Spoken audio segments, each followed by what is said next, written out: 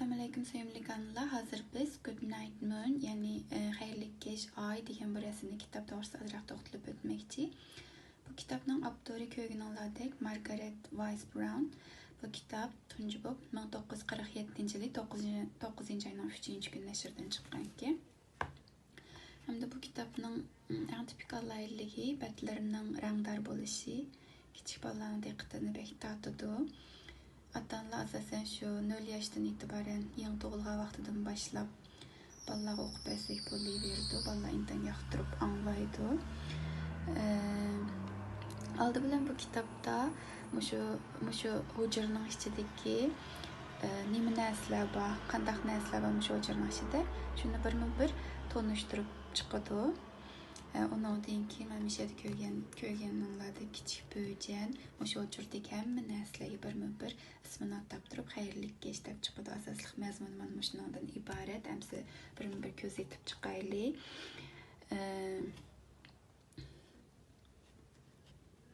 Yeşil boyaq bilan bo'yalgan, tomlari yeşil rang bilan bo'yalgan yeşil hujra. Bu hujrada nim baki, telefon baki, qizil ranglik shar baki. Yana nimalar baki? Tamg'i isilgan rasmlarning ichida oyning suvini sakrab o'tayotgan kalaning rasmi baki. Ondan o'rindiqda o'tgan 3 ta kichik iyiqchaqning rasmi baki. Ondan bir jup palay baki, ikki tal o'maq aslanchaq baki. Ondan bir tal kichik o'yinchoq uy baki va bir chashqan baki. Yana nimalar baki? Stolning tepasida tog'oq baki, cho'tka baki, bir chini o'mash baki. Keyin shqib o'tgan yashangan bir ayol baki. Ondan endi boshlandi bu uydagi shaylarga Xeyrlik Gec deyish zamoni. Tunjib Xeyrlik Gec uy deb boshlaydi ekan kichik bo'yjan. Xeyrlik Gec ay. Xeyrlik Gec oyning ustidan sakrab o'tayotgan kala. Xeyrlik Gec qizil shar. Xeyrlik Gec chiroq. Xeyrlik Gec iyiqlar. Xeyrlik Gec o'rindiqlar. Xeyrlik Gec aslanchaqlar. Xeyrlik Gec palaylar. Xeyrlik Gec soatlar. Xeyrlik Gec paypoqlar. Xeyrlik Gec kichik uy. Xeyrlik Gec chashqan. Xeyrlik Gec tog'oq. Xeyrlik Gec cho'tka. Xeyrlik Gec hech kim, hech nima. Xeyrlik Gec o'mash. Xeyrlik Gec shqib o'tgan yashangan ayol. Xeyrlik Gec yulduzlar. Xeyrlik Gec osmon deb tugaydi.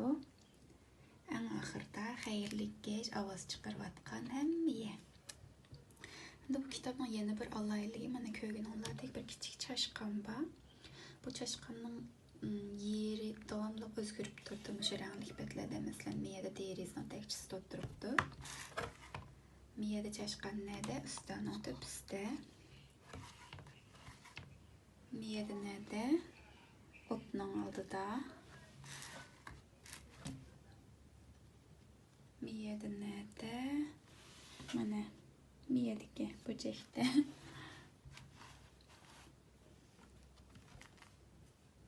Miyada-chu kiyim asqishdiki, kiyim qurtadigan narsaning tepasidagi degandek. Ash bolalar bilan chashqan qini deb tepib o'ynasanglar bo'ldi. Kichik bolalar bek yaxshi ko'rib qoldi. Unki yana bir alayligi bu yerda faqat hamma narsalar bir qism narsalar Xeyrlik Gec deb chiqqan. Masalan, o't bor, Xeyrlik Gec demagan o'tim bor degandek, gilam bor, parda va shunga o'xshash boshqa narsalarning ustalchirigi bor. Shu narsalarni qitib ularni Xeyrlik Gec deb chiqsanglar bo'ladi. Intan qiziqarli o'maq bir kitob. Ondan yana bir alayligi